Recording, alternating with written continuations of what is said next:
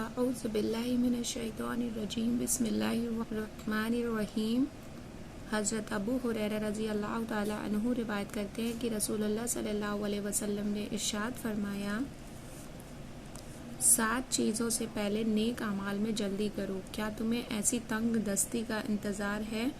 جو سب کچھ بھلا دے، یا ایسی مالداری